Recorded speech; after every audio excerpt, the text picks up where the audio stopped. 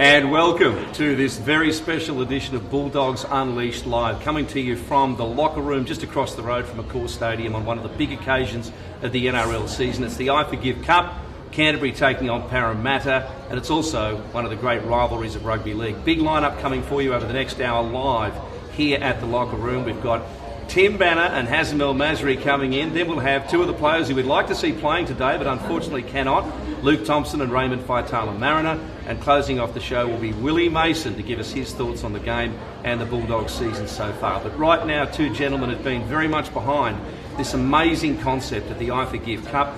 Danny Abdallah and Bulldogs CEO Aaron Warburton. Thanks for joining us, gentlemen. Thank you, Bill. An amazing occasion this, and thanks to the fans who've been with us here today. Give yourselves a round of applause. Thank you.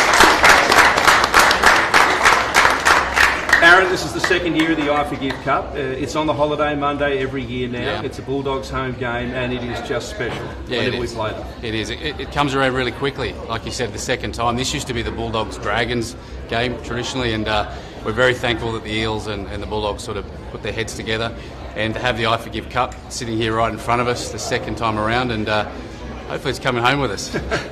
Well, we'll talk about that in a minute. Danny, I have to say, of all the innovations and of all the special occasions that we have in a rugby league season, this is one of the most poignant, obviously, and a very difficult one for you. I know you're a football fan, I know you love rugby league and the Bulldogs, but, of course, this was born of tragedy. Yeah, it was. This is the resurrection. I look at, we went through the worst tragedy, but through forgiveness, we chose to move forward. And speaking to Aaron and the team, and we had a cup in honour of forgiveness, and trying to make an awareness piece to the community, to the nation about the importance and value of forgiveness through sport. And this is not just, of course, about the footy game and the trophy even. You've got the I Forgive Foundation, which does a lot of other work. Tell us about how that message has spread a lot further than what the initial concept was. Look, it's well underway. We've got forgiveness coaches. We're drafting a step-by-step way to forgiveness. And we're looking at prison programs as well, teaching inmates how to forgive themselves and how to forgive others. And yeah, we've got schools. We're doing the schools the first week of term one. We've got like a little colouring in and things for kids, and helping them understand the power of forgiveness as well, so they can bring it home to their parents. Aaron, I guess it wasn't too hard to get the Eels on board with this. It's a very important message. Yeah, that's right. Look, Danny and I met, it was sort of 10 or so years ago, and Danny lives in Eels heartland in Oatlands, and the Eels have been open arms, talking to Jim from the get-go, Rob Shahady and Tahir were big drivers of what this could be, and as much noise as we made last year, and there was so much positivity around it. After what we've spoken of, tragic circumstances, it is getting bigger. People are putting this on the calendar. We're hoping for over 30,000 today, plus the close to 1 million people that are going to be viewing in. The message of forgiveness is just so powerful, and we, Danny's family, Layla's family, the whole Abdallah family are who we are. They believe in what we believe in, so it's just the right thing to do. Yes. Danny, tell us about your relationship with rugby league. I've been a Doggies fan since I was born, but I lived in Para, so I was the odd one out. We forgive you for that. And the other thing too is that you've had such a turbulent couple of years. I mean, you've put yourself, you and your family have put yourself out there with this very important message, but it's taken you literally all over the world. You've been to the Vatican, you've addressed them, you went to the Queen's funeral earlier this year, and there's a Bulldogs connection there. You wore the Bulldogs badge. Yeah. Spoke with Aaron, and he found out I was going to the Queen's funeral, and I said, get us a badge and I can wear it in honour of the Bulldogs at the funeral. So it was amazing. It was the afternoon of Danny's flight, and he said, what do you reckon? I'll wear a Bulldogs badge similar to this one here above the I Forgive. And I thought, you know what, I'm an hour away, so I ordered an Uber. He picked it up, took it out to Danny, went straight to the airport, and it would have been 48 hours later it made worldwide news that Danny was representing the Bulldogs on the world stage, had the Australian flag and a couple other little marks of respect there. But look, that was without even thinking about it. We've done a lot for Danny. Danny's done twice as much back for the Bulldogs. And look, as we said, this message translates in a lot of ways. And I guess the club, that's one of the reasons the club got involved as well. And there's lots of things the club's been doing this week particularly. Yeah, we had Danny, like he did last year, we're addressing the players. So many of the players have made special bonds with Danny and the family since you first caught up with them a year ago. They were, they couldn't wait for you to come back and address them. Not that we needed that little bit of oomph think back, we beat the Eels quite convincingly last year on the back of Danny's pep talk pre-game. He got soaked with water and Gatorade afterward in the team song. So look, I'm not asking for too much, just a replica of that one if we can. We'll give it a go. I have to ask, Danny, it's also very demanding on your family, these occasions, these messages, and of course the memory will always be there, and that's important. But you guys are okay. How's the family doing? Look, we have our good days and we have our bad days as well, just like every other family. I think grief makes things a bit more difficult, but we get through it, and we, Layla and I, as parents, we try and set an example to our children so they can be okay. But yeah, it's been okay. It's been great. Well, let's talk about rugby league, if you don't mind. We'll move on to what's happening today. Aaron, I need to get a snapshot from you of the season so far. We all know it's a work in progress. There have been ups and downs and steps forward and steps back. Yeah, look, there's been a couple of games. You don't have to look much further than last week. That one hurt against the Roosters.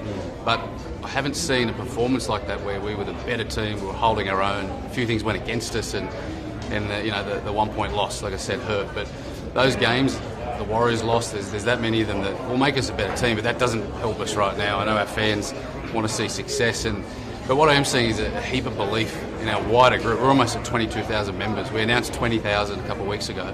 It's just shot off after that, and we've only played one game. We're at Belmore in a few weeks' time. We take a game to Bundaberg, which is sold out again for a second time around. We've got Bulldog fans all across the country, and I just get the sense that they're believing in us in terms of what we're doing behind the scenes. Things are coming together. We're recruiting well enough. We're bringing players through. You can't do it overnight. It's been a grueling 2 years, but as I said, once it clicks and the competition starts seeing a strong Bulldogs team again, we know our peers, our rivals, they want us to be up there, but they almost don't, because we'll be a force. And when we get there, we're not going anywhere. So it's working with us. And it starts today, it starts last week. We've got to get on with it. And it's such an open competition this season. Only a couple of wins at the bottom of the ladder to the 8. That's right. So it's just one of those years where, and we'll talk about it later in the program with Hazem and Timmy Manor, if you string a bunch of wins together, you don't know where it's going to take you in a season like this. Danny, as a follower of the game and a supporter for so many years, it hasn't been easy the last 5 years or so. How have you seen it? It's been tough. It's been challenging the last 5 years. I believe the Bulldogs have shifted in the right direction, and it's just a matter of time just for the penny to drop, and I think momentum will come. Well, we're looking forward to a great game this afternoon. Of course, most importantly, this trophy, the I Forgive Cup, and what it means, not just to followers of rugby league, but people all over the world. It's been a great symbol. And Danny, thank you so much for the effort you put into it and the great commitment your family has made under the circumstances. We really appreciate it. Aaron, thank you for joining us today. I'll let you guys go and relax. There's still time too, so there's still tickets available, as you can imagine. We're on track for sort of 30 to 35,000 this afternoon. Wow. So if you're sitting at home and you look outside, the sun's shining, get on down and enjoy day of footy. Beautiful sunny day. You're right. Beautiful. It is a beautiful day for footy. Danny, Abdallah, Aaron Warburton, thank you so much for joining us. After the break, we'll be talking to Timmy Manor and Hazem El Masri. They'll come in and join us. But in the meantime, here's an inside look shot by the Bulldogs support team of what Danny had to say, a little bit of what he had to say to the players just this week. It was the 1st of February 2020. I said to my kids, the 7 older ones, I said, go for a walk and get some ice cream. They went for a walk, and then I get a phone call that no parent should ever get. Something's happened. So I'm driving there, racing over, thinking my son, Anthony, his cousin Shapa would have done something stupid, thrown a rock at a car or done something. 7 children got run over by a drunken drug driver. I had to tell my wife the news, I had to tell my daughter the news.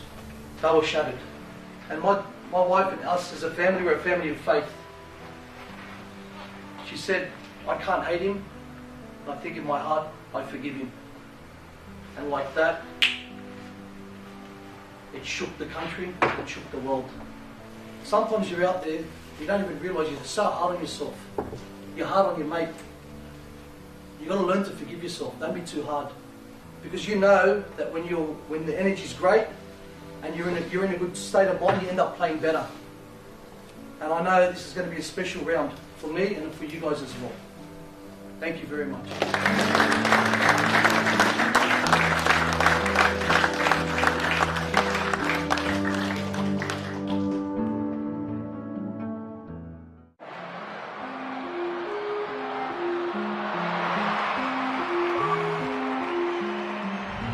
betting takes you away from the action.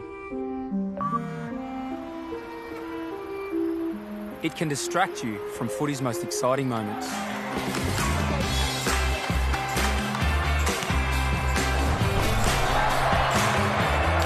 Don't let a bet take you away from the match. Reclaim the game. Be gamble aware.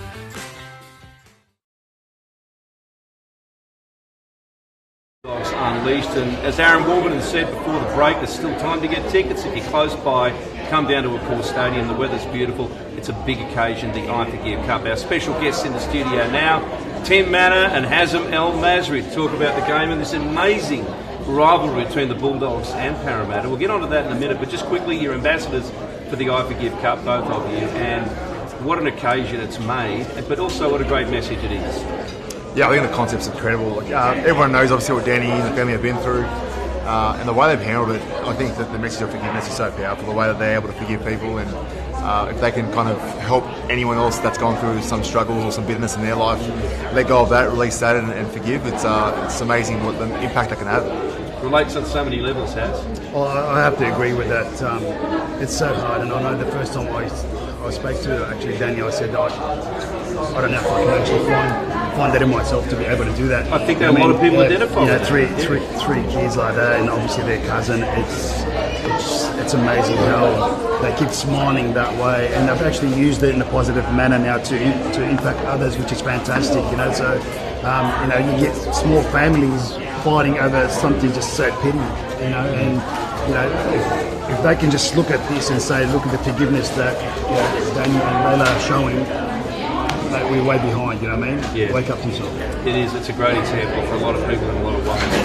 Hazem, you're not only, of course, one of the all-time greats for the Bulldogs, but your life here from the age of 12 in Australia was supporting the Bulldogs, your local team, you went to Belmore. You must have an amazing investment in the whole Parramatta Bulldogs rivalry as a supporter before you even played.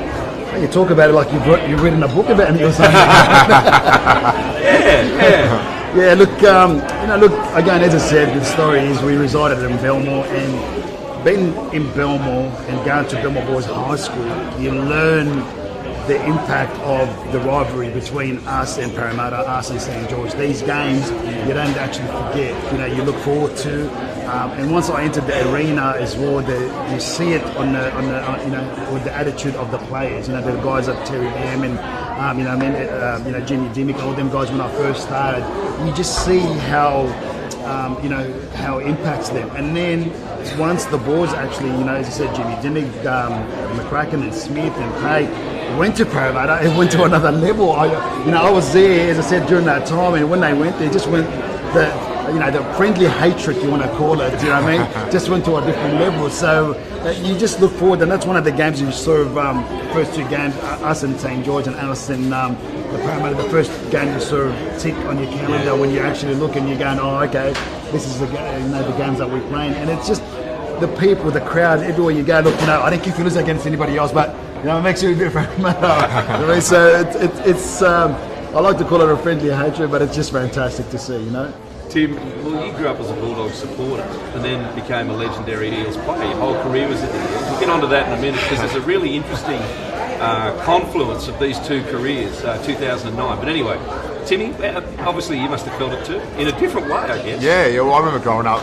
as a kid and watching the 98 semi-final, and most Parra fans look back on that with nightmares, and that was one of my favourite afternoons as a kid, watching Jarrah Harligan get up from the sideline and the comeback, with Paul Mount just missing a field goal. So I've got really fond memories of my time. I was in 2004, I was at the Canterbury Leagues after the game, celebrating their win, and it was only a couple of years later I was debuting in the NRL. So definitely have deep passions. All my family, Danny Abdallah and all my cousins and babysitters brainwashed me as a kid to follow Terry Lamb and Hazem and all the boys. It's obviously a big part of my life with the Bulldogs club. We had a family uncle that grew up, had a house behind the goalpost, so whenever Hazem used to kick it over, I used to catch the ball, throw it downstairs and keep him.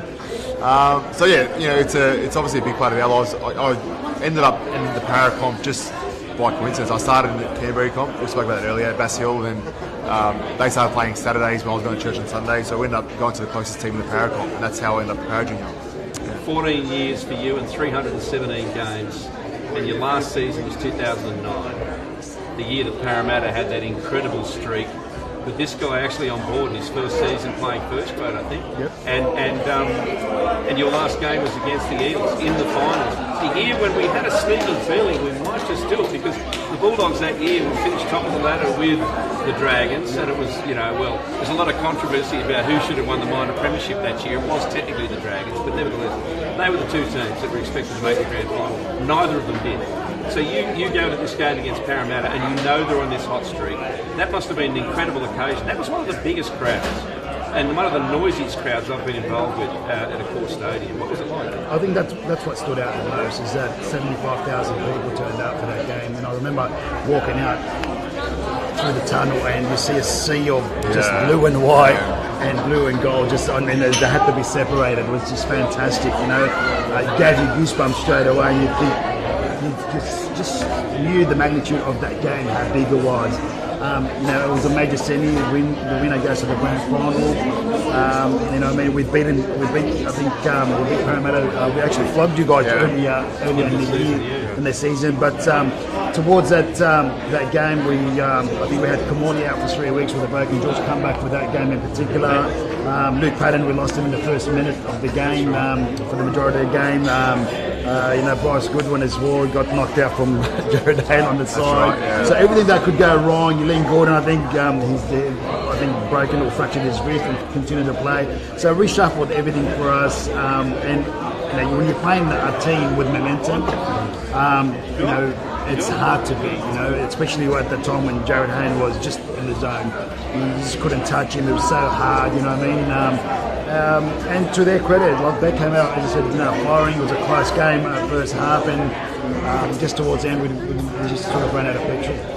Tim, what was it like being part of that amazing winning streak towards the end of the season? There wasn't a complete streak. There was a loss right at the end, but you still had that momentum there and into the finals. Yeah, so that game, they should do that more often, the whole split crowd. I know EPL do that a lot, but out of all my whole career, that was by far the best atmosphere because it was all so split. So it was just back and forth. One side was blue and gold, one blue and white.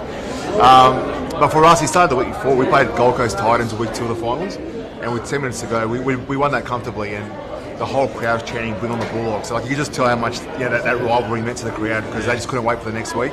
And then that crowd and atmosphere the following week was incredible. I actually reckon the crowd that week was better than the grand final. Yeah, because grand final you get a lot of fans who just want to be there for the spectacle. They don't really go for either team; they're just there to watch the grand final. Whereas the week before against the Dogs, it was just you're there for blood. And it was just two teams. So it was just I loved it. If I look back at my career, it's probably my favourite game. To reassure what you were saying, I remember one of the Parramatta fans after the Melbourne game with the grand final and they lost, and they said, "Oh, how do you feel?" She's like, "Oh, I didn't care. As long as we get the Bulldogs, that's all that matters." You know what I mean? So they made the grand final. They lost the grand final. She's like, all she could talk about was the game beforehand. You know what I mean? So it was funny, and I was like, and of course, famously lost to the Storm in the grand final, and that all turned very sour afterwards as well. But Parramatta hasn't really had that kind of momentum since then, until very recently, of course. I remember that was my first year, so I thought, okay, we lost the grand final, and like he said, we had a great week last week, and we'll be back here next year. And we didn't play a game or finals footy again for like 7 or 8 years. It was like a lean streak from there. So 4 different boards, a bunch of different CEOs, different coaches. So a lot changed in those few years. But they've got a bit of stability now. But I'll look back at 2009 with a lot of fondness, and that's probably some of my favourite memories of very early in my career because that's some really special times. Do you reckon these two clubs, as you said, the rivalry is fantastic, but they have a lot in common? The fans are very knowledgeable. They're very passionate. They're not afraid to speak up when they think there's the wrong selection or someone did something wrong or they've signed the wrong player or whatever. And they're very vocal. And also the clubs, because of that passion perhaps, I don't know whether there's a relationship there, there's often been a bit of drama. You've got board problems and all these sorts of things. And so it's an interesting, when you think about it, the clubs do have a lot in common. Oh, it comes on the back of passion. There's so many people that are so invested in the club, they live and breathe it. And that's why you get the problem at the board levels, and because everyone wants to make it better. And everyone comes in with the right intention. Everyone wants to improve the club, but sometimes it just doesn't go to plan. And there's a mess that follows. Has, do you have a standout memory of playing against Parramatta? I'm sure there are plenty of good ones. Oh, look, every game, I think, look, playing at the old Parramatta Stadium was always, you felt like it was a fortress as well when you turned up there. You'd get a lot of Bulldogs supporters, but he's saying, the Parramatta supporters would be there, and they just sort of chanting. It was so close as well. Yeah, I used to love that. These are great memories, but it has to be the last game. Just, again, walking out through that tunnel, it felt like a grand final. 75,000 plus people, and just as soon as you saw them split, you walk out and you just see that roar, man, unbelievable. And look, for me, I gave a lot of credit to a lot of the Parramatta supporters. They knew it was my last game. They stuck around as well, a lot of them, just to say bye and that. So, although, as I said, we still want to beat them, but I've got a little bit of a soft spot. I wanted to ask Tim, did all those years of playing for Parramatta kind of erase the Bulldogs' loyalty? How are you now? Well, from a young age, I signed with Parramatta when I was 14, so I started, switching my allegiances over and, wearing the colours as a junior level. You kind of like, I want to play first grade, so I switched as a Parramatta fan as a young man. But I'll tell you what we need to do. We need to go to the Least Up and go back and see any footage in the 2004 grand final. Timmy got we need footage in that. Can you Least Club get on top? I think it was 2002. Might have been the year you got your point stripped. It was either 2002 or 2004. You guys went on a run, and there's footage of me. I don't know how. It was on like a highlights reel, and someone sent it to me. Of me on the hill that's the showground, down to either him or a NASCAR place to the game winner. I'm surprised no one saw that, but there's definitely footage out there. I've got to ask you before I let you go, how do you see today's game? They're very different lineups, really, in key positions to what we saw earlier in the season. I think it's going to be a very tight game. I think no Dylan Brown's obviously going to affect Parramatta. They're probably the strongest dog side they put on the park for a few weeks as well, so I think he's affecting the point go that way.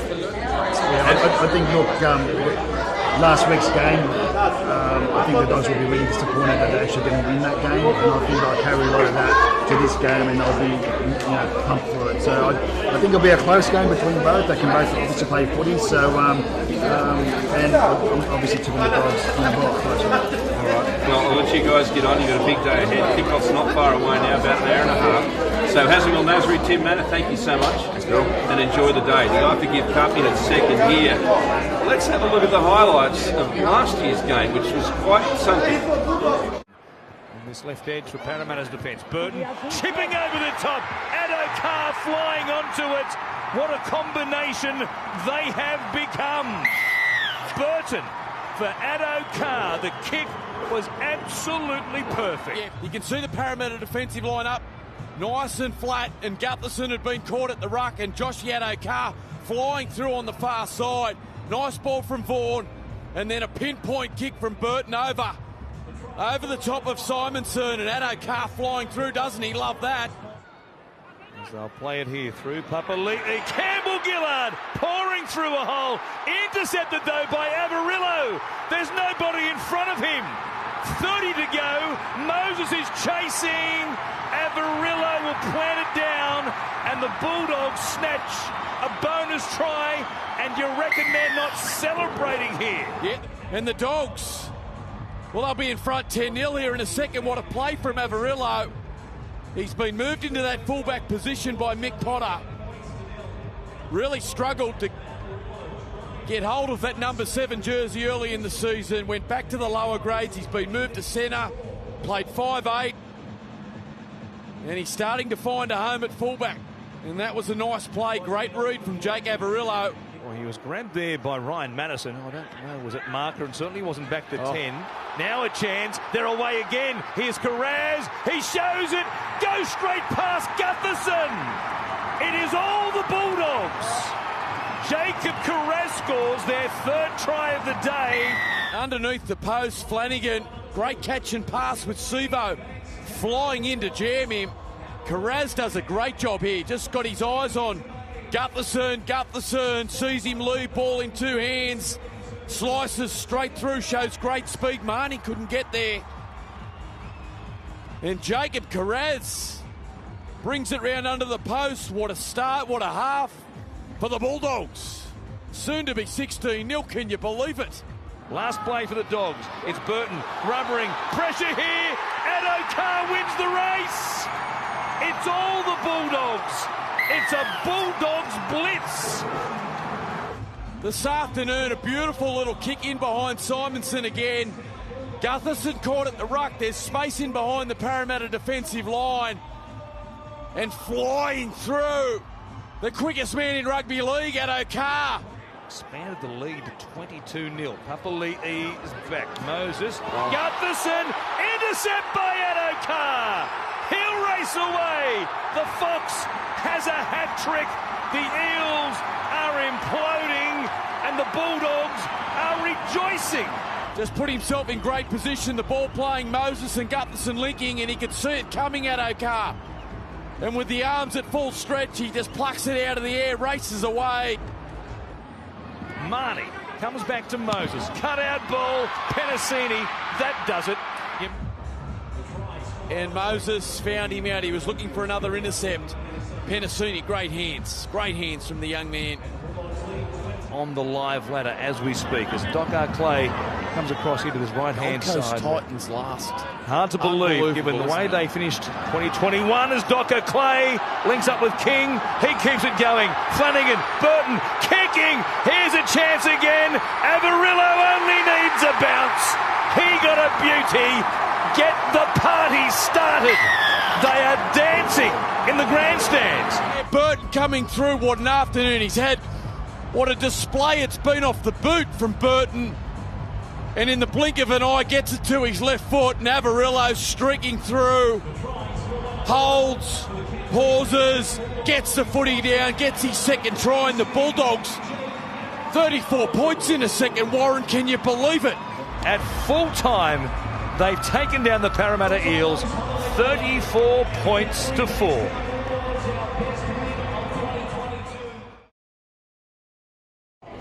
We're back at the locker room for this live version of Unleashed, just across the road from Accor Stadium. Not long to go now, about an hour and a half before the kick-off for the 2023 I Forgive Cup. Canterbury won it last year in quite a surprise, and it was a big margin too over Parramatta, and at that time of the season it certainly wasn't expected. If it happens again this year, it will also be somewhat of a surprise, although both teams are quite different, not only from that game, but particularly from the earlier game this season, where Parramatta put a similar score on the Bulldogs. It was quite a big margin, and Mitchell Moses was very, very good that day, among many others for Parramatta. But key changes, of course, the very big one, of course, during the week has been Dylan Brown being stood down, and that means Dejan Assey will join Mitchell Moses at the scrum base. So that's one very significant change for Parramatta. But also on the other side, one thing Parramatta didn't have to face last time was the combination in the halves for the Bulldogs of Oluwapu and Matt Burton. So Carl Oluwapu is now fully into the Bulldogs starting side.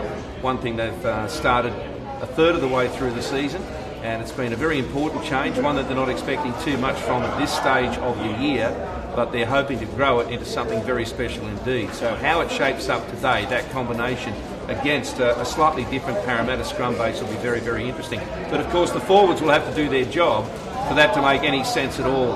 And one bit of good news for the Bulldogs is that Chris Patolo does come back after being out for a long, long time. And speaking of being out, pretty soon we hope to have a chat to Luke Thompson and Raymond Faitala-Mariner, who are just desperate to get back into rugby league. Ray's had a few games this year. Luke, well, that is a long, long story, and we'll have a chat to him about just what a saga it's been for him being on the outer for such a long time.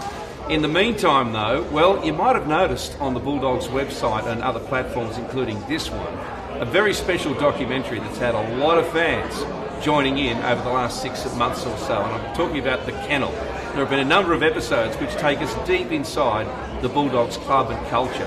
It's been quite remarkable so far. There's another episode coming up. Here's a sneak preview of that.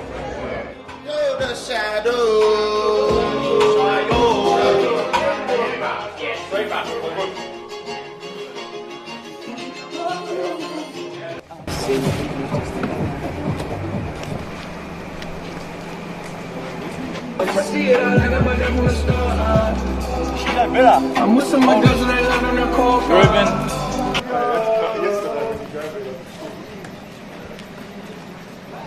It was the way growing up, and it remains the same, even at a light level. On my first day in a new team, I it feel whether it's a safe place for me or not. You don't know.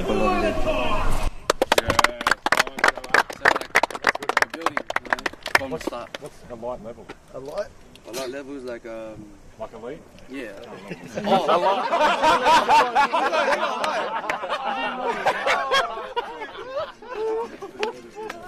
A light level. E-light. Get on board, boys.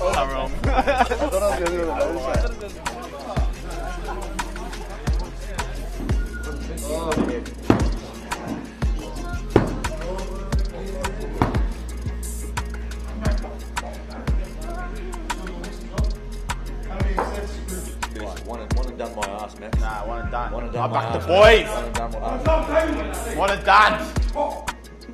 Single. Break. Switch.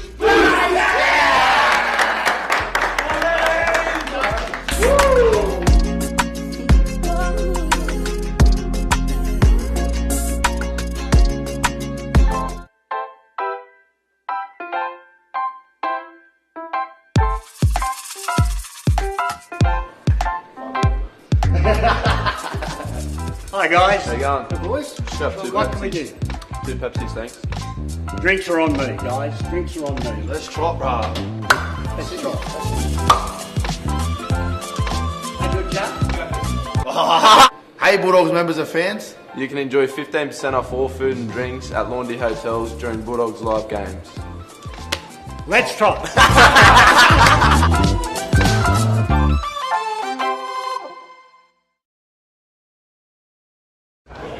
Talk about great comebacks. We're waiting for Ray and Luke to join us here, probably trying to get through this big crowd that's building up at Accor Stadium, but Hazem's been kind enough to come back and sit in with us.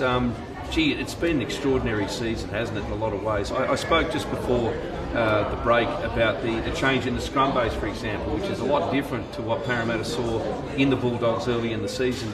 How do you think that's gone so far with Olawapu and Bird?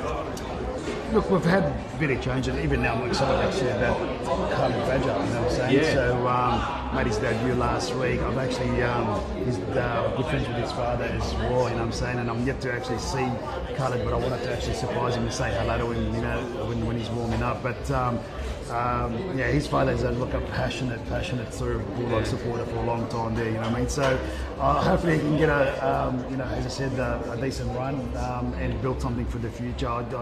We really do rate him, you know. Burden, you know, we've had Flanagan early on, so there's been a bit of a shuffle here and there, and it's going to take that this year now to play around with a little bit of the team until, you know, of course, we don't want to keep mentioning injuries, but when you do have so many injuries, you tend to sort of shuffle a lot and have different people in different positions and out of positions. So I think it's important now that for us to sort of, you know, blood these new, new guys in there, give them a taste what it's like. We're not writing off the year, of course, but what we're trying to do here is that write them in when there's an opportunity to, and then hopefully towards the end of the year have a good run. If we get to the semi-finals, fantastic when we get the majority of our players back. If not, next year with the new signings, and that will just be, I reckon, you know, just off the running. Well, that's the thing. I mean, as you say, a couple of new signings will come in as usual and things will be going pretty much to plan. But all those players who've got game time because of injuries to people like Luke Thompson, and I'm talking the long-term injuries too. And how long since Filiani Kikia played? I mean, pec injuries really bad. That's right. It was really good for Plymouth for a long time there, you know what I'm saying? So, and then unfortunately, as I said, for us. But look, again, you get these guys back, you know what I'm saying? The fourth pack will be just, I mean, a different level. And a lot of games, you know, I remember games like against South and other teams here, we actually lost that because we just, with all due respect to the new guys, just couldn't maintain that for a long period, you know? So, but the youngsters getting in there, and look, it may not be a noticeable game in terms of the average fan watching, but then next year they'll see that guy really step up because he's had that bit of experience. Experience, mate. It boils down to experience. So to have a couple of games under your belt, you get a taste of it. It's like, wow, you know. I mean, I know, as I said, my first season I played 15 games, and it was on and off, and I just wanted to be there. All I wanted to do is it made me hungry. It made me want to train harder. I wanted to be a part of these boys. You know what I mean? So I think that is fantastic now. You know what I mean? As I said, towards the end of the year, and then build that in the off season. Come next year, trial matches and all that. It's just going to be a different level for a lot of these guys. And it's interesting how some of these players too, they go through the junior ranks. We know talent's identified so early these days in a lot of sports, and yet sometimes too early. Because not always do those players go on and make it at the top level, but then you got other young kids who bloom a little bit later. You mentioned Khaled, he's come out of nowhere, but he looks like he's got the goods and he's getting some good game time. Absolutely. And look, a lot of times your blood guys in there early, but they haven't matured enough. Yeah. So they get a lot of injuries and all that. But look, we've got a good organisation here, the Bulldogs. They know that they've got the right guys behind, and the training now they start so much earlier. I know beforehand with my time, I think when I entered the arena, it just become professional, and then it's not, obviously it's a learning curve for everybody there. So we just had sort of full-time physios, we had full-time. Cairo, then all of a sudden it's just starting to sort of come into place. Now I think it's a lot more better. So, the trainers and everybody, they make sure that you actually physically are ready, and obviously mentally as well, to be able to take that next step. It is a long season, 25, 26, 7 games throughout the year. So for them young guys to blood them in for 5, 10, 15 games is important, because they get a taste of it and they get ready for the next year. Sometimes when they actually come into it and to play a long season, their performance starts to drop, because physically it's demanding, mentally it's demanding as well. So, and even in training, is it more squad based now than you remember it? Remember the old days, reserve grade and first grade were quite separate in a lot of ways. That's now, right, you watch a training session any of the clubs these days, and you see a real mixture of the top 30.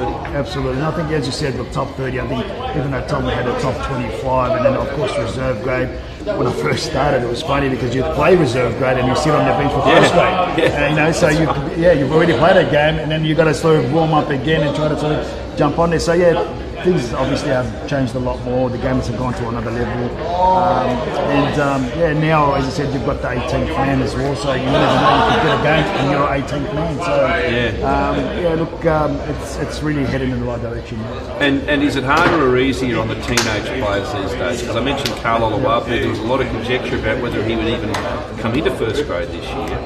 They've brought him in inch by inch, so to speak, starting on the bench and all those things. But I suppose, given the build-up now, as we said, the depth of training, the depth of culture even, I guess if you're ready, you're old enough. I believe so. I still think it's physically demanding, so no matter how much you're ready, depending on the squad around you, to be able to help you out. As a young guy, sometimes when it gets to 15, 20 games and all that, just that grind, that mental, thinking about the game, thinking about your own game as well and all that. So it does get sort of a little bit demanding. So, like I mentioned beforehand, I think it's important now that the club is doing the right thing, heading in the right direction. To have the right people there to be able to sort of guide you in the right ways, and these young guys now, because they started training so much earlier and they get through different development squad, early on, so they actually get the taste of that. They train with the older guys. There's a lot of opposed training sessions that they do now, so you're familiar with the guys. There's not a disconnection like you said beforehand, where all of a sudden you make it and you're like, oh hello, you just walk into a new team.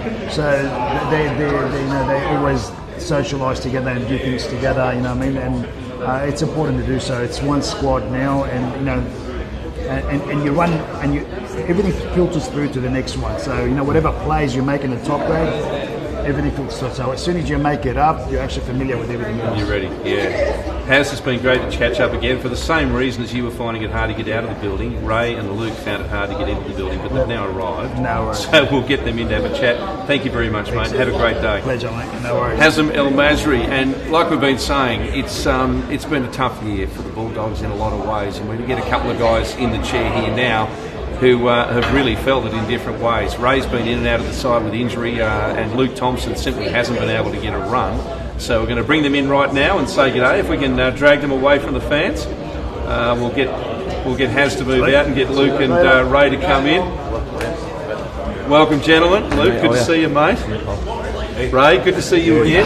Good to see you, bro. Well, firstly, well, I don't know, Luke. Do you know what rugby league is anymore? You've been out for that long. I mean, tell us what it's been like. It's been such an awkward season for you. Yeah, it's been a while.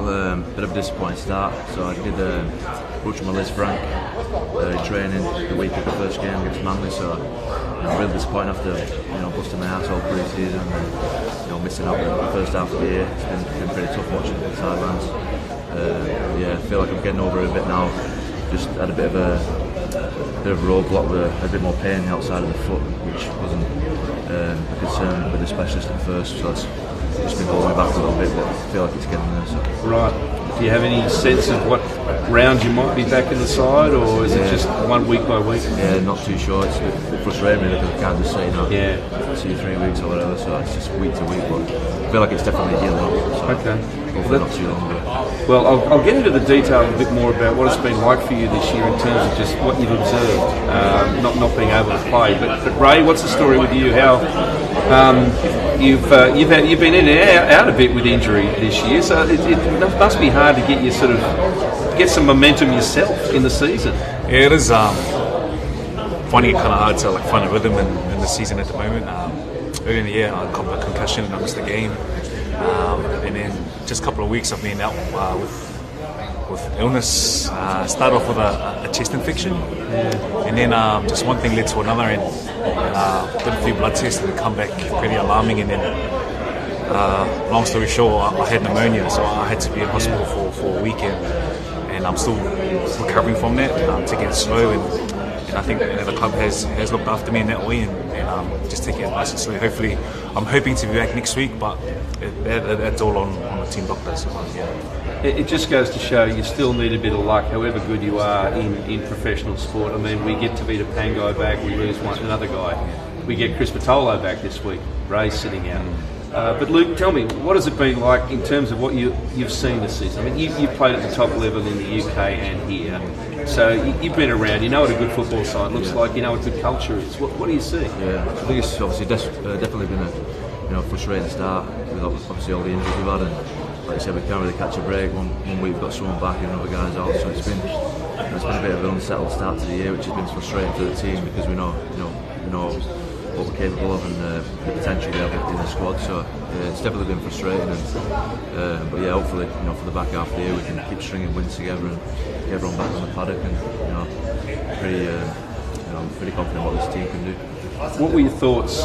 We saw some amazing insights in the Kennel documentary about what goes on behind the scenes in pre-season. There was a lot of bonding going on. Obviously there's a rebuild, not a lot of continuity, it must be said, maybe from the New South Wales Cup team coming into the top level, but there were also new guys coming into the side as well and others leaving. So in terms of the culture, it was a really interesting start to the season, wasn't it? The conversations that were had, the meetings that were held.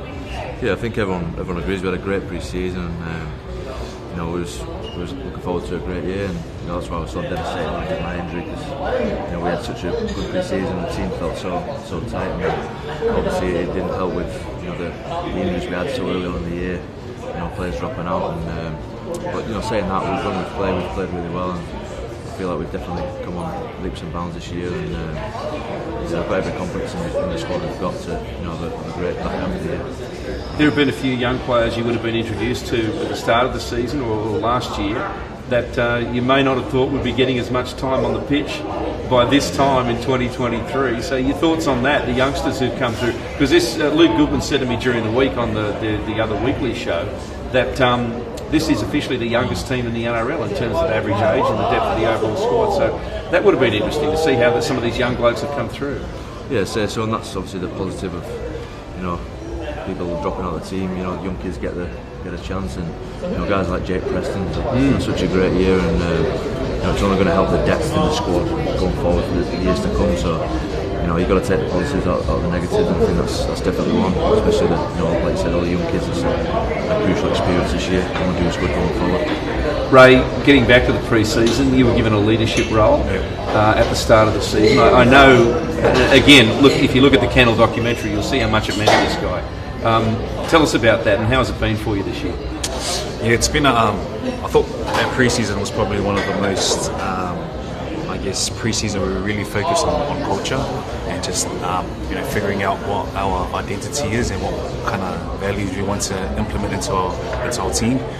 And for me, being here for a couple of years, like to sit back and to go through that, I was like, man, it's finally happening. We're able to focus on the things that we need to focus on, which is the culture side of things. And then to have the coach Zero come in and put a lot of emphasis on that. It really meant a lot for me. I can see the progression in the culture side of things, that it is going to another level. And at the moment we are struggling to get a few wins and whatnot, but I can say with the culture side of things, it's keeping all the boys close, and the results will come, and that will be I guess the consequence of us sticking together and getting through it together. And how different is it being a young squad? We've got teenagers with guys in their late 20s. That's a fairly big life span difference, isn't it? So how does that work? Do you find that as a leader that a lot of the younger players in the squad, a little bit more conversation, a bit more talk here and there? Yeah, I think so. What do you reckon? I think so. What do they do all the talking? I mean, what are they like? No, you are right. Like obviously when Josh Jackson left, there were some big shoes to fill, and me coming into that role with other leaders like Tomo and William Kikau and whatnot, it's like we kind of like learning on the way. And so we are having a lot more conversations with the young boys, and it's about knowing what to say, when to say it, and how to approach each individual. So it is a challenge, but I'm enjoying it at the moment. Yeah. What kind of team are they? Are there many personalities in the group? Are some of them a little bit quiet? What are they like? I think we've got a good group. I think sometimes you just forget how young some kids are, don't you? And you probably do need to just check in with them every now and again, see how they're coping with it as well. Because this is a stressful job, playing week to week in the NRL. So, but yeah, I think we've got a great group, and they're all good lads, especially the young kids. And one of the reasons I think Bobcat was one of the instigators of that cultural day is that it is a really diverse group too, isn't it? A lot of different backgrounds, different religions, all those sorts of things. Yeah, 100%. We've got a few. We've got this guy in Sato, bit of everything, bit of Pommies, bit of brown boys, bit of Aussie boys. It is a good mix, but it's all good. It's a good mix. All the boys get along, eh? Yeah. We're good lads. Yeah, we've got a good group. How hard has it been in terms of seeing the forward pack not really be at full strength at any time this season? I think the common saying, it's now become a little bit annoying, is that we've got about $2 million worth of players sitting on the bench at any given time. And when you put it that way, though, $2 million right here. He's over here. Not me. Help me out on that one. But it is a big blow, and I suppose when you actually force, Luke, as you've been for a long time, to actually watch and not participate, you're kind of seeing things that you want to happen but just can't. Yeah, I feel like especially in your forwards, you need that experience because it's such a difficult position. Like it takes everything out of you. You don't get away with anything in the middle. So especially when your experienced guys are out in the pack, it does hurt. And I think. Obviously, when I picked up the injury week 1, you had to have like Ray move from the back row to the middle. He's been playing middle all year. He's not really in the middle. He's a back row. So guys are sort of learning on the go as well. Like this guy figuring out a new position, or like I said, young kid coming into the team trying to find their feet. So it's been a challenge. Because of that. What is your week like? I know that the club's very big on having the guys who are injured participating in some way. You're not sort of, in the old days you'd be off somewhere in a room doing different things. What's it like for you when you're training? Yeah, so I'm in every day with the rehab team, the medical team, physios. So I get treatment. do my bits of rehab, but still in and around the group every day, trying to stay connected with the team. And the video sessions, the reviews, so I still watching a lot of footy and just trying to stay around the group as much as possible. Focusing on my injury, and I feel like when you're not playing, you could probably focus too much on the footy, where you sort of need to just relax and just get your body right, let your body heal. So, like I said, I'm doing everything I can, ticking all the boxes to try and get myself, right, and keep my body as fit as I can, while still just keeping the footy ticking over. Which I know wouldn't be easy, but it's better than the alternative, isn't it? It's being isolated and not being sort of, I guess it makes you really want to get out there. It's frustrating being on the sidelines, especially when you see the team having a bit of adversity and struggling.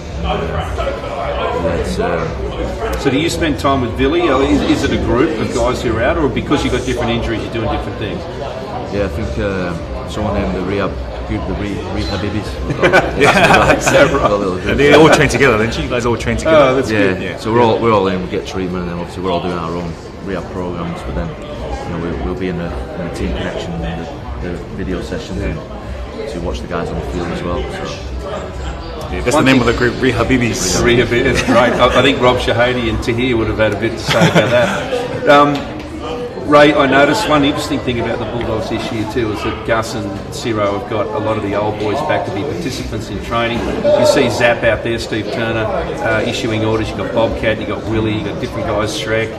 Daryl Halligan's come in a couple of times. Shifty's come in and worked with the Haas. I hope I haven't left anyone out, but there's plenty involved. Is that Olga, Shrek? Yeah, I think there's more. It's Olga. It's actually Olga, it's not Shrek. I hope that doesn't stick. Tell him you said that. No, I'm not going to tell him that. Ray, the involvement of those guys, how has it been, and what's it like working with guys who not that long ago hung up the boots? I can speak on behalf of the majority of the boys, or all the boys. It's how the influence that they have and the impact. I can speak on as a forward, having Willie Mason and Oga or Shrek, come out and just giving us tips on just little things that we can help improve our game.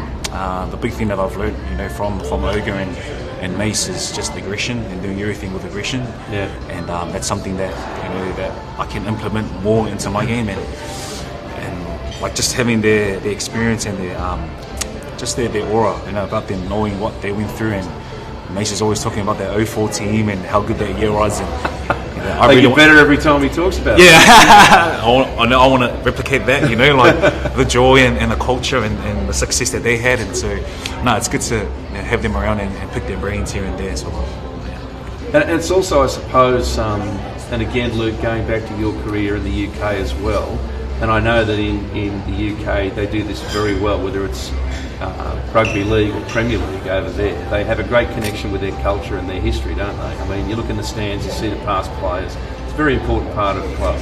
Yeah, definitely. I think what you're saying about those sorts of guys. They've played in some successful Bulldogs teams, and they know that how much of a big club in Sydney the Bulldogs are, and a team like this demands success. And so to have them guys in and around training, to relay that to the younger boys, like, look, this is the standards we have at this club and this team. It's great for the group. Tell us about your background there in the UK and what actually brought you to Australia in the first place, because it was interesting. You finished up coming here mid-season, there was COVID going on, and there was a whole lot of uncertainty. What was that like? Yeah, it was a tough start to my career in the NRL, obviously with the COVID and being in the bubble and all that. But yeah, I played in the Super League for 8 years, so playing in the NRL was always a dream of mine. Came over here a few times when I was younger under the St Helens Academy side, and I came with England schoolboy side. So I always had aspirations and dream of playing in this competition. And obviously when the opportunity came up, and especially with the Bulldogs, I grabbed it with two hands. It's like I said, it's been a bit of a tough ride from start to finish for me. Really, it's been. I got here in the bubble sort of thing. So I played the last 10 games that year, and then I picked up a suspension in the last game, so I missed the start of 21, and I missed the back end with a few more suspensions. Then the year after, Baz got sacked halfway through and I missed the back end of that year, so that was frustrating for me. And then obviously this year I've had this as well, so yeah, it's been a frustrating couple of years for me, but you know I'm not giving up on it. You know, I want to play my footy over here in this competition, and I still feel like I've got a lot more to give. Well, we're looking forward to seeing you back on the paddock, mate. Ray, likewise. I hate to say this because I know you've heard it 100 times this week, but there is a lot of that going around. That chest infection and pneumonia and everything. It's crazy the way it's been going on at the moment. But I'll let you enjoy the rest of the afternoon and hopefully enjoy the day and hopefully enjoy a Bulldogs win in the I Forgive Cup. Thanks for joining us. Yeah, well, thanks for having us, man. I appreciate it, mate. Thanks for having us on. Good on you. Cheers, Luke Thompson and Ray Faitala-Mariner, and I think that brings us to the end of our live coverage of Bulldogs Unleashed from the locker room here at the stadium. I think we might have Willie Mason coming in though, so hopefully, here he is. He's arrived. He's here at last, having to fight his way through the fans. Hello, mate. Hey, good Bill. to see you. How you going? Starting to get a bit cold up here, is it? It is. Okay. It is. I like that. First of all, mate, you've been with the team obviously this week. I was only at Belmore the other day watching you guys go through training. How have they been? It's been good. It's been probably some real confrontational talks. Yeah. You know what I mean? Like, you know, when it's halfway through the year, you do your review. Some real honest talks amongst the playing group, which, you know, you need to build to get to that level. You know, you can't just have a group of men. People don't really know each other. You can't have these honest talks with people until you earn each other's trust and it gets built. So it was a good sign. It was a really good sign because it's like it's a indication of how far they've come, the connection, and whether I can tell you where I'm happy with the way you're going or I'm happy with the way that you're going. So they've really built that trust, you know, starting from November last year. So it's been a good week.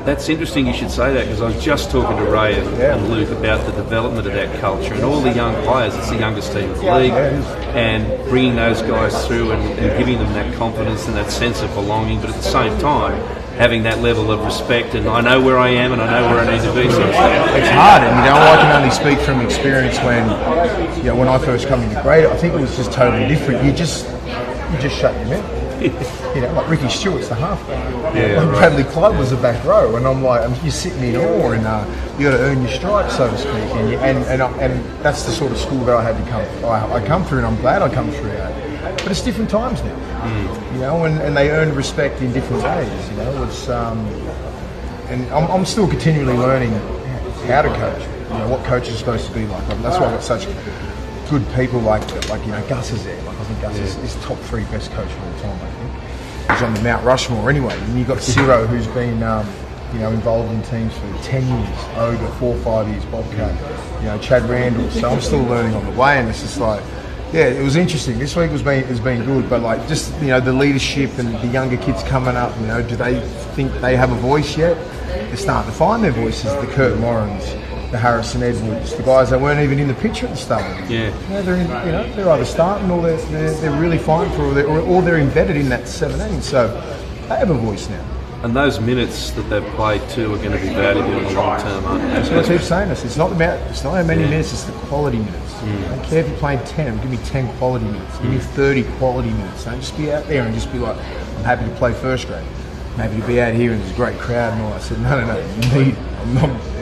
Guys like me are watching every single second that you're out there, what you're doing. So make sure they're quality minutes. And I think they're really taking that in, because you've got guys like your Mark O'Neillys and myself and the coach and that, sort of just talking about, you know, we always, Ogre's always talking about, you know, back in my I love Ogre, mate. He's priceless. But he's not telling lies, is he? Yeah. You know, this is how it's done. And there's a couple of things that will never change. So hard work and how you put that number 8 or number 10 or 11 on your back. There's an expectation with it. And I've got to ask about the rivalry of Parramatta. Was, in your memory, any particular standout game? I mean, we talked earlier with Haz and Timmy Manor, and that there have been many great battles over the years. But as a rivalry, obviously, it was a big thing. It was a massive thing. It was. I think one time, I said something in the media, and like, folks, you never liked board material, right? Yeah. Remember that? Yeah, I do. And I think someone asked me, "What do you think of Parramatta's 18. I said, oh, not much. I think it's socks or something like that. You know, with the headline, they take it out of context. I would have said it, but not in those exact words, you know. So she said, what are you doing? He says, 06, mind you. I said, look, Oga, Sunnyville, Rennie, Roy, all these. We've got some decent hitters. I ain't there. I'm not out by myself. And I'm like, hey, they're going to follow me. And we end up getting them. But the one that stands out, it's probably 04 when Sunnyville made his debut.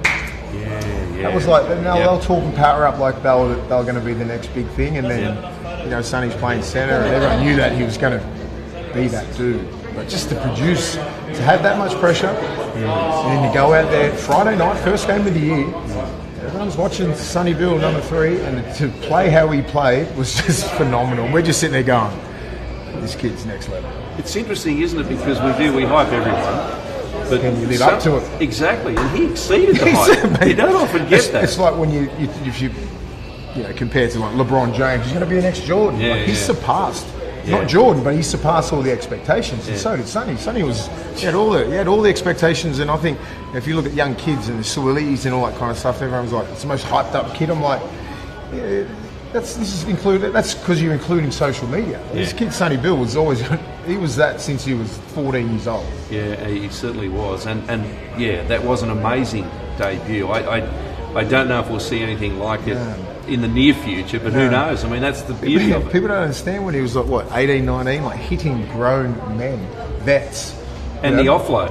But vets, right? You know, like he's going against an Adrian Morley, he's going against like Nathan Kalis and Martin Lang and all these guys, a Webke and Tallis. I'm like, kids 18, 19, man, you're never going to see that again, especially in the forwards. It's hard. Got to ask you about today's game in terms of a very different look, particularly around the scrum base for both teams. Mitch Moses obviously is still there, and that's going to be a big factor. But he's got a new partner, and of course the Bulldogs scrum base looks very different too. What are your thoughts? Yeah, I think Mitch Moses will be going out there. He'll have a weird mindset, right? That 7 jerseys waiting for him. Apparently, allegedly, the 7 jerseys waiting for him. So does he go out and grab it, or does he sit back and have a dinner suit on? So that's the difference. Me as a Blues ex-Blues player, I want him to go grab it. If it's his, get it, but not on our time. You know what I mean? I want Pangai and all these boys to go after him. We're going to go after him. We're going to go after their forward pack, and it's personal because this rivalry is embedded in this Bulldogs jersey, and they need to understand that it's been based around family and based around this rivalry all week. We always have a theme, and we'll see. That's an interesting mindset you mentioned for Mitch, because I hadn't discussed earlier the State of Origin picture. Nico Hines had a really unfortunate time, obviously. Adam Reynolds had a very good game. Mitch is the other guy, as you say, in the picture. So he is in a very interesting position for this game. But then again, he's got to get out there and just do what it takes. He has to have a man of the match performance, I think. And hopefully it's not on our watch. What about Chris Faitala coming back? It's nice love it. I love Chris Faitala. He's such a talent and such a good kid. Such a great student of the game. Very receptive to how you coach him. He's one of those silent guys that just he don't say much. But when he this week at training, put a lot of people on their back. He's got that Solomon Hamano, right? Yeah. Remember he used to hit? Yeah. It's very Solomon Hamano-esque. The forwards have been going at it. They've been really testing each other. Yeah. I always say iron sharpens iron. They need to go out there and go at it. It's as much as it's a necessary evil, right? Yeah. It is. You can't go out training at 50%. You'll probably hurt yourself more. If they go out there at 100%, 90%, 100%. It was good this week. It's probably been the most impressive week I've seen. Okay. Well, on that subject, we'll let you get into it, mate, and join the team. It's going to be a very interesting I Forgive Cup game. First kick-off. Willie Mason, thank you. Hold there for a sec as we say goodbye, and thank you so much to Laundy Hotels for making this first live broadcast possible. Bulldogs Unleashed, and who knows, we may do it a bit more in 2024. But in the meantime, go the Bulldogs for this 2023 I Forgive Cup decider. Thank you for being with us.